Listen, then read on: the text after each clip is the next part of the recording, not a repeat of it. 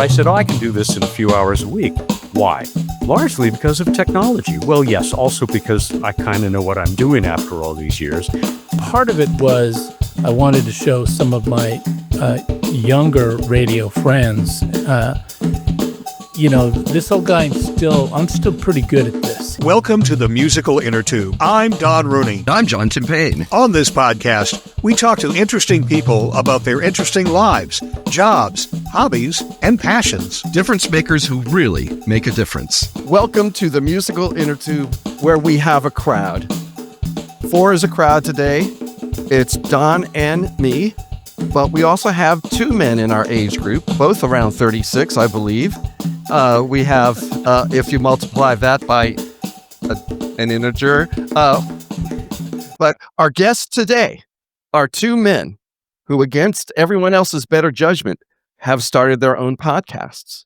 And so that's what we're going to talk about today is why start one? What are the reasons people start podcasts? Are they enjoying themselves? What can podcasts do in this day and age?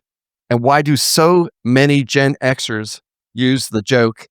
A person goes into a bar and says to a girl, "So what is your podcast about?" Anyway, welcome, Matt Kaplan and Nick Rowan. We used to say, "What's your sign?" But Matt, I'm going to start with you. You have started this fascinating podcast, but you had a specific socio-political impetus, I think, behind your choice. I'd love you to, I know that Nick started his for possibly a different set of reasons, but still truly good ones. How about the reasons you started yours? There are so many differences between what Nick is doing and what I started now 22 and a half years ago, because I did it for an organization, the Planetary Society. And when we started, nobody knew what a podcast was. The word didn't exist yet. So we were on the radio. Remember that? Radio. Yeah. And we eventually took our show, Planetary Radio, a weekly half hour.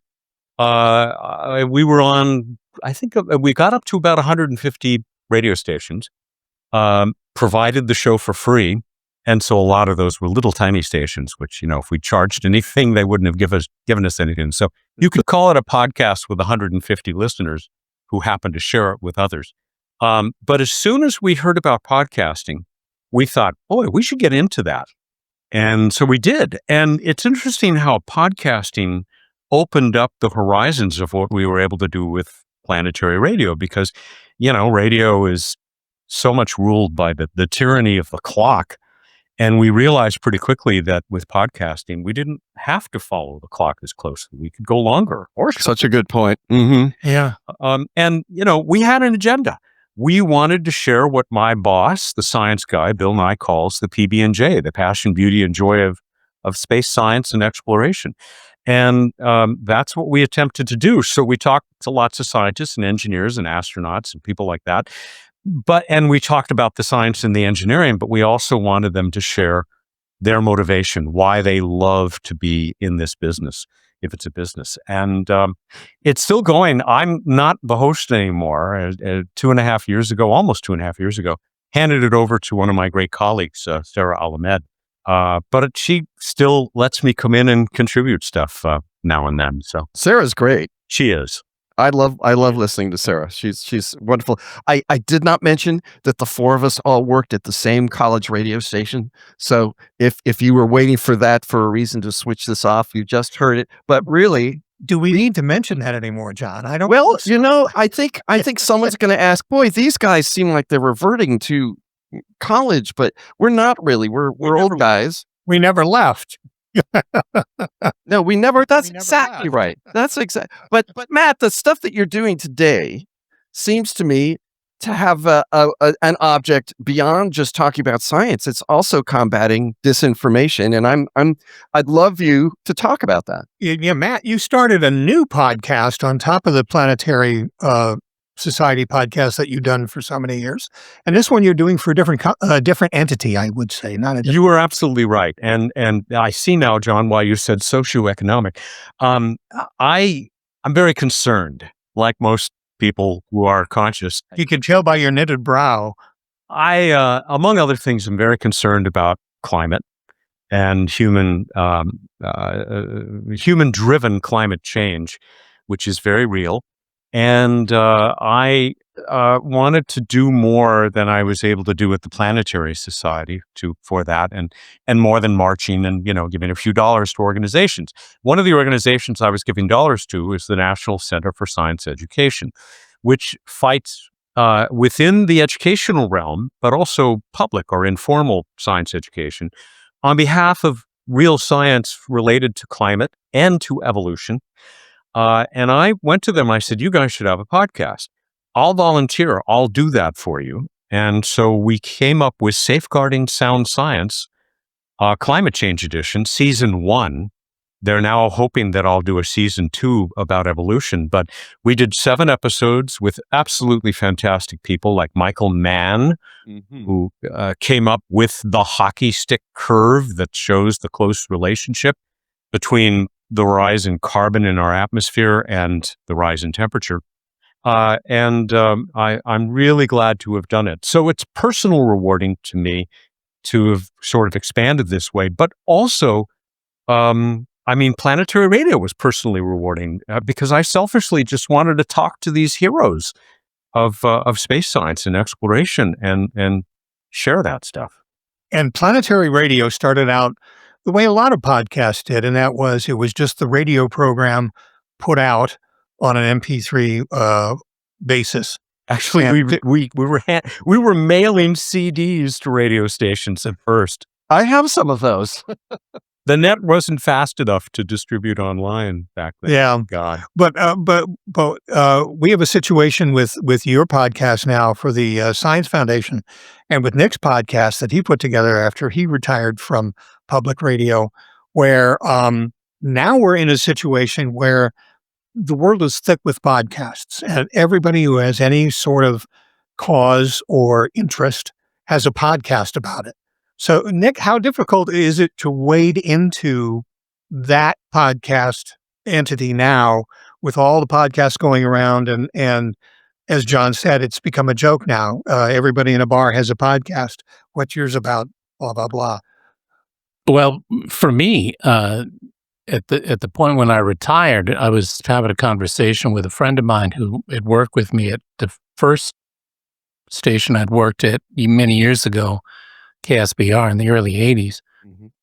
And she said, you know so many people in all the years that you've worked in public radio, you could just talk to them about what they do. And I thought, wow, that's a pretty good idea.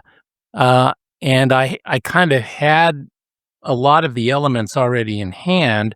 I had an idea and I had, guests in mind. I even had a name for the podcast because on social media, I've been roaming on the radio for years. Right. Mm-hmm. So I didn't have to worry about any of that. It was just, and then the other thing that was kind of driving me was when you were on air for a long time, as I was, and you're in studio, a lot of times you don't do the things that you did when, say, we were together at KUCI back in college, where you do the recording and you do all the writing and you do all, I've always done writing, but, the actual editing of interviews and mixing sound and all of that, I hadn't done that in a long time. And I knew I'm going to sound like I'm bragging, but I knew I was good at it. I just knew it because I thought, you have an ear for this, you can do it. So part of it was I wanted to show some of my younger radio friends, this old guy, I'm still pretty good at this. I always knew how to do it. But that was the original reason for doing it. And, Gunslinger reason. Yeah. You're right. I'm still the fastest gun in the West. So, and I had a lot of people who offered me advice. Don, you did, and a friend of mine, Kitty Feldy, who had a podcast. I talked some with Matt. So I knew I could do it. Then what happened was the reason behind it started to change because after the election, when there were immediate comments about pulling money from the Corporation of Public Broadcasting, something that had been running around in my mind for a long time is that I thought people were getting the wrong idea about, public radio was being defined in a way that I that I knew wasn't true. That we are some sort of, constant liberal bastion, and that all we were was like a repeater for Democrats on the radio and liberal people. But I knew from all my experience, because I had done nothing but local news, that wasn't the case. I mean, we were at the stations where I worked, and especially the station that I worked at most, which is KPCC, LA, in Los Angeles. There were, wildfires or floods or earthquakes. We were all over that kind of stuff, and also tried to keep public officials, under a close watch. All of these people were working together to do good stuff, and they were being lumped in as some kind of a force trying to change the way people think. And that wasn't true at all. And I thought, okay, well, now I have a new mission, which is more or less to introduce all of these people that I'd worked with and say, this is how hard they are working. This is what they actually do. Yeah. This is the path that they took Thank you. to get where they are. They're like you. They're stuck in traffic like you. They're worried about their kids like you. Then and that is now kind of the way that the podcast has started to turn. So when I made a list of potential guests, I think I was having a conversation with Matt not long ago, and he said, "Yeah, I bet it's dozens." And I go, "No, it's like 100 people or more." And these are just the people that I work relatively closely with. As soon as we're done here, I have an interview to do with someone else that I worked with. So and I sent out. I have 9 names on this list of people that I need to contact because, some of them I spoke with yesterday, just texting back and forth, and saying, "Hey, can you do this?" "Yeah, Nick, we'll be there. You tell me when." And so that's what it is. So Roman on the Radio, it comes out on Thursdays, and I talk for, about a half hour or so with people that I worked with about how they got into this, what they do, what life is like in public radio. I say I've been listening to. I've heard the show. I think all but the most recent episode. It's so good. Yeah. And these are all people that because I'm an LA kid, I grew up listening to, and in much more recent years. But their backstories are absolutely fascinating. Yeah. And there's so much of that people just don't understand. The person I'm going to talk to today is from Sri Lanka, grew up in Sri Lanka, in a journalism family, has been all over the world, worked in print, and came to public radio with no broadcast experience. And so, and wasn't getting any training from anyone to help. So I sent her a note one day. I said, "I actually teach this stuff. Do you need any help?" And so I would talk to her. And then the last time I spoke with her, she's like, "Oh, I love going out in the field with a microphone and talking to people." And that's the great thrill of all of this. We've all experienced it. And, it's no different than the kind of great thrill that you have showing off for all your friends when you're doing something that you think is good. Yeah. Well, as somebody who worked in commercial radio and in public radio for a while, I was in public radio here in Harrisburg for about 2 years or 3 years. It's an interesting thing too, to hear the backgrounds of not only how people got to the position that they were in, but then what they go through on a day-to-day basis to deliver the news. Yeah. And I think that adds another dimension to what you're trying to show, and that is they're not people with an agenda that sits down and says, "Okay, how do I take this news event and bend it into this sort of delivery?" It's people who are on the clock, as you said, or as Matt said earlier, and they are under pressure to deliver news as it's happening. Yeah. You just don't have a chance to go in and take something and twist it when you're reporting as it's coming in, when you're reporting live as something is happening. Yeah. Stephen Cuevas, who I worked with, I was his editor. He was the Inland Empire reporter for us for KPCC about 10 years or so ago. And between the two of us, I mean, I assigned him to a number of giant wildfires, and one in which a whole U.S. Forest Service crew was killed.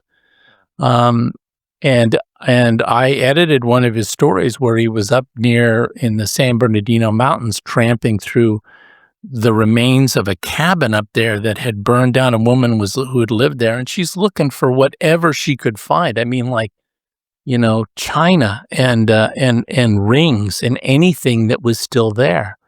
I think he was underneath, when they dropped some of the fire retardant one time, he was in the wrong spot, so, and then he moves, he's now doing a lot of freelance work, and he moves close to, he moves to the northern edge of Pasadena, right on the border with Altadena. And for those of us in Southern California, the Eaton fire just took out nearly a giant portion of Altadena, and it's an area where I had grown up. And Stephen, I noticed on Facebook, was going up there every day, talking to people and taking photos. So I did an interview with him, and we talked for more than an hour. I cut it down to about 20 minutes, and you hear as he works through that first night, and as what do you do when you're in that situation? So those are the kind of things. These are the people that I've known who have done that kind of work, and I knew that they all had stories of things that they had seen that that didn't make it onto the air, because you can't put it all up on the air. But times when they were afraid, times when they were under pressure, all of this kind of stuff. They're like us, I think people would be impressed about the diversity of backgrounds. Yeah. That it's, people think it's all white and all middle class, and it's people from all walks of life with all sorts of backgrounds and all sorts of experience. It's partly why they're there, because they're often good at very specific things. They know a lot about very specific areas. I remember working at the newspaper. Whenever I wanted to get smart about something, I would go to someone who was smarter than me, and I could find them in 5 minutes, just get over. I mean, and Don will tell you, there's a lot of people smarter than me in almost everything. But in the newsroom, you can always just walk to somebody's desk and say, tell me about X, Yeah. The reporter that I'm going to talk to after we're done here is Yusra Farzan, who she grew up in Sri Lanka, and and she comes to this kind of a job with all kinds of different angles. She's a single mom, so there's that. She's a woman in an industry that often didn't welcome women. Public radio actually does. There's a significant number of women.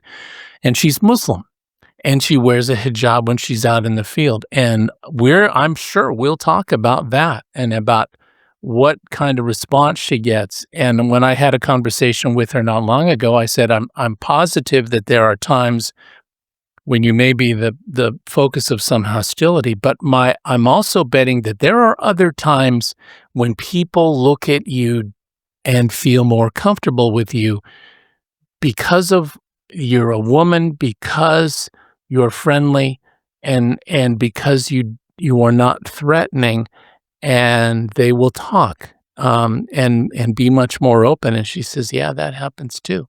So all of this kind of stuff goes into it. I'm an older guy now. I used to tell this to my students. People don't look at this vase and really go, wow, that guy looks friendly. I'm taller than most people, I'm bigger than most people, and I'm certainly older than most people. And so I would tell my students, there's something that you can do out in the field that people will get comfortable with you, and they will tell you, they will be willing to talk to you. So all of, everyone that I worked with, did they have, particular beliefs? Yeah, but a lot of, your beliefs, those kind of political beliefs don't really help you when there's a flood.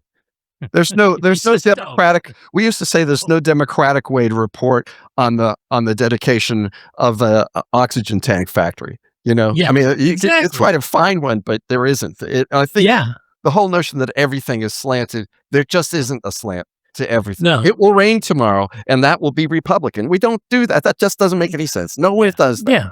It's, and I used to tell people, well, honestly, whatever kind of, media conspiracy there is, they left me out of that call. If I wasn't there that day. I must have been at lunch, or I was writing up the sports scores for the evening. I don't know where I was, but I wasn't on that call. Matt, I wanted to transfer what we were talking about just a second ago to the field of science and engineering and environmental science. What can you tell us about the backgrounds of the people who go into those areas, about the diversity of backgrounds, about the stuff they have that they've been through in their lives? I mean, I know that you, of all of us, know that the best. I'm getting to, at least. I mean, I'm still pretty new at actually getting to talk to the people in this area, but already the diversity of the backgrounds of the people that we've had on Safeguarding Sound Science is enormous. The head of the National Center for Science Education, Amanda Townley, was raised in an extremely conservative, sort of backwoods, born-again Christian family. And I was going to mention a denomination, but I'm not sure I'll remember it right, but very conservative. And so here she is now at the forefront of sharing real science in areas that, I'm sure there are still members of her family are not thrilled. And then I also talked with young people, students who are active in their colleges, one of them in their high school, leading community-oriented programs to fight climate change locally. And, I like to say to them, people say, think globally, act locally. But when you act locally in climate change, you are acting globally, because everything that reduces our carbon output helps people on the other side of the world as well. And it's been very rewarding to see that diversity as well. Advocates and scientists who've become advocates. Michael Mann is a great example. I mean, here's the guy who put out some data that he found and was immediately vilified by the biggest carbon producers. He, instead of folding up, and crawling under a rock, he said, no, I'm going to fight this fight, man. And I'm going to go before Congress and I'm going to tell the truth that science is sharing with us. Cause you may not like the facts, but they don't care whether you like them or not. And it's just, these people are heroes. They are absolute heroes, in my book. And it's delightful to talk with them. How hard was it to go to the Science Foundation and get the kind of resources you needed to put together a good podcast, having your background from the Planetary Society? That's one of the nice things about going to the NCSE, because my God, is it easier now to start a podcast than to do a radio show, let's say 40 years ago. Behind me here, I have a reel-to-reel tape recorder just for fun, belonged to an old friend of ours. There's one behind Nick. Yep. Yep.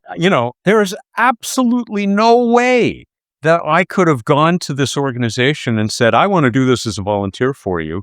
I've already got a job, but I said, I can do this in a few hours a week. Why? Largely because of technology. Well, yes, also because I kind of know what I'm doing after all these years. But I mean, my God, if I had to produce this on tape, if I had to research it without the World Wide Web, if I had to distribute it by only going through radio stations instead of throwing it up on a platform that's almost free. So really, or mailing CDs all over the place. Exactly. So for the NCSE to take this on, what would have been their biggest expense? Well, it would have been if they had to pay me, but I was too stupid to ask for money. So really, they're able to do it pretty easily. And of course, that's why you can walk into a bar now and ask somebody, hey, what's your podcast? I remember in the year 2000, Drexel University here in Philadelphia asked me if I would like to try to do what they at the time were calling an audio blog. All right, so this is when we spoke like that. This will be the equivalent of a written blog, but you will say words. And I said, "Oh, I know how to do that." And you almost do it well, John. So. well, and then I forgot. It was weird, but seriously, the amount it was so hard to do. I just mean the amount of technological stuff we had to do was so hard. And it was really, it took a long time for them to set up a web page. It's not because people didn't know. They were state of the art, all of them. They were, and they knew what they wanted to do. And I said, hey, it'd be great if we had a color photograph. And they go, not a color photograph. And they throw them down, themselves down. But I'm just amazed that in the 25 years, as Matt's been saying, the steps ahead in technology have made podcasts not only easy to make, but almost inevitable to make. If you're in a certain position, they're so democratic. It's available to all. It's got a lot of things that the radio doesn't have. Like podcasts are not necessarily beholden to anybody with money. They're not necessarily. A lot of them are very low budget. I can't think of one. Don, can you think of one that? Something about an Innertube. I'm not sure. Those guys. What a bunch of skags. Yeah. Lyrical Innertube? Something Choral like that. Innertube? Something like that. One of the... Some music guys that don't even play music. But what I like about it is it's small d democratic. Yeah. That all the voices are out there. And they're totally, the ease of access is almost unlimited. You cannot catch up with the riches. If you want to take it a step further, you can go video. I mean, everybody makes TikTok videos now and puts them immediately up on their phone. Yes. In fact, that's a major, I want to say competitor. Nick, maybe you have a better word for it, but when reporters are out on the scene trying to get information on a fire, an accident, a public official doing something, there's at least 15 private citizens behind them with their iPhones going, recording the same thing, and then posting what they see is the truth of the matter, which may not be the truth at all. Yeah, well, and that's one of the problems is that, those of us who have worked in what, people, some people disparagingly call, traditional media, or the mainstream media. Well, you got to be mainstream because you were pretty good at it and because, you established a reputation for a long time for telling the truth. Now anybody, with a phone, with a cell phone can post stuff and maybe get believed by a portion of the people. And that's the sadness of it. One of the things that I talked about with friends of mine over the last few years, and in fact, it actually created a whole lecture when I was teaching at Cal State Long Beach in journalism, broadcast journalism. I got my parents got two newspapers, and the LA Times in the morning and the Herald Examiner in the afternoon, and we had a local newspaper, the Monrovia Daily News Post. I used to be a newspaper boy, and so you had two papers that covered the news throughout the day in print form, and then a local paper that covered your community. And all of that, I shouldn't say all of it, but to a significant degree, that's gone. And so where do you learn how to tell truth from fiction? I didn't have that class when I was a kid growing up, but we learned it because there were places where you could go. There were 3 television networks, and they were pretty good at doing what they do. Now, everybody has a microphone and can talk. And if you're not taught how to do this, if you're not taught how to understand it, then, you start going down a rabbit hole. And as we all know, there are algorithms that will lovingly take you down that rabbit hole, because they're making money off it. So it's difficult. I think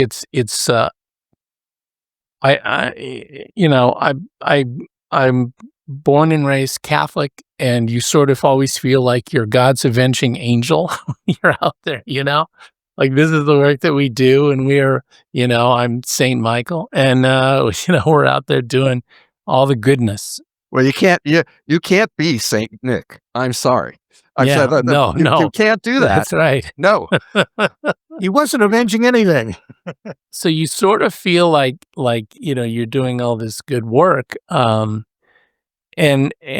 sometimes you are. Sometimes all you're doing is saying whether it's going to rain tomorrow, and that's mine too. That's right. But we're all approximately the same age, and Right. I went through the same. When Nick, when you mentioned that there was a morning paper and an evening paper, we all nodded because we all were in that situation when we were kids. There was a newspaper delivered to the house, and you read through it. And I remember that there were friends of mine whose parents wouldn't let the Times in their house because that was a liberal rag, or they wouldn't let the Examiner in because that was a conservative rag or something like that. But generally speaking, everybody had the facts, and then there was the opinion section, and that's where everything got railed. And if you looked at television, if there was a guy on Channel 5 or Channel 11 or Channel 13, The Independents, who was running a show at night that had a conservative bent on whatever the news was, you kind of filed him away as a crackpot. Correct. Somebody who was ranting and raving, and he had a certain audience that loved him, but most of the people said, okay, well, I'm taking whatever he says with a grain of salt because it just seems a little outlandish. And all of that has gone 180 in the last, 13, 20 years. And it astounds me that it has. And with such, with such not only alacrity, but with a lot of people, in there and with it and saying, yes, they will look at that TikTok and believe that over whatever comes up on CBS News. And one of the other problems, and we saw this at KPCC, and a friend of mine who hosts a daily interview show on KUOW in Seattle, Libby Dankman, told me, you find that once you get defined in a certain kind of way, there are guests with that don't want to come on your program anymore. Absolutely. So Larry Mantle on Air Talk on KPCC, he's been having trouble getting Republicans to come on the air because, well, you're public radio, and so you come into this, with a particular view. Libby told me much the same thing was going on in Seattle, and what she finally did was she went to a campaign event for a fellow who was bankrolling some, conservative ballot measures, and she introduced herself and said, look, if you come on my air, I will treat you fairly, and that's my promise to you. He actually did, and when he was done, he thanked her, and he shook her hand, and then he put out on social media, she treated me fairly. Yeah, she asked me hard questions, and that helped everything. And so and then he put out the word to some other people, she may, you may get some hard questions, but she'll treat you fairly. And that helped open up the doors to a more full discussion that appears on her show on it's called Soundside on KUOW. So, to put people into boxes is just not it's not a really good thing. And I also think that a lot of times it's, sort of campaign consultants that force you into doing things that you would probably prefer to talk to everybody, but they say, no, don't go on there. Don't do this. Don't go there. And it's like, no, you gotta talk to everybody if you can. I mean, are you encountering anything like that in the science community, Matt, about the availability of guests? Or I can tell you, I've never really had very much trouble at all. It's like in 20 years of hosting planetary radio, I think I got turned down twice, in over 1,000 shows, well over. So it wasn't much of a problem. But now, as I talk with people who are being impacted by what's happening at the federal level, people who are losing their grants, people whose graduate assistants have no future left, they are reluctant to talk at times because they don't want to get out in front. And, I'm not the host of the show anymore, so it's not as big a challenge, but they will tell me privately what's going on. But, it is such a climate of fear. I mean, it really kind of has to make you think of going back into the 50s and Joe McCarthy. But they still love to talk about their science. They just hate to get out in front where they might attract attention, which would make things even more difficult for them. So there's that. Yeah. I know that I know that we always think about this when we're on with this show. Don and I were always trying to think about who we'd really like to have, and is there a person, Matt, coming up if you do season 2? Would there be really a get that you would really like to, someone you'd really like to have that you haven't spoken to yet? Boy, and I don't know enough to answer that yet. Some of the people I would have loved, Charles Darwin. I'd like to get Charles Darwin, and I think we'll have to go after that. I don't know who represents it. His people aren't letting him talk now. His views are evolving, so he might change. Yes, That was my clever way of saying, gee, I haven't researched it enough yet. But there are a lot of wonderful academics out there who have a lot to say about that topic of evolution, which kind of, you don't hear as much about anymore. It seems to be largely accepted, except in certain segments of society. But it is still a challenge within state governments. There are still a lot of states that are fighting to, get creation science, so-called, give it equal footing with evolution. And you bring up a really interesting historical point, because there was about 5 years there during the Bush presidency of the 2000s in which evolution was a hot button issue. It was everywhere. And I think there are very complex reasons why that's not the case, Noor. Obviously, there were 8 years of another president where evolution was not talked about except by racists. You know what I mean? And Yeah. it does seem as though there are seasons for these topics. You know what I'm saying? I mean, it's really weird to think about it. Why aren't we talking about evolution? Evolution is one of the most beautiful things in the world. Powerful. It's not finished, and neither is our knowledge. There's a lot that we don't know, and that can only be fun to find out, I should think. yeah, I agree. And they say without evolution, there's a whole lot of biology that just doesn't make any sense. Right. I hope that's something we'll bring out in this second season. So, can I just? Who has the most popular podcast in America? By far, Joe Rogan. Does Right. Joe Rogan have an agenda, a political agenda? I don't know. I don't think so. He's a terrific talker, and he always says, "I'm just like to learn things from interesting people."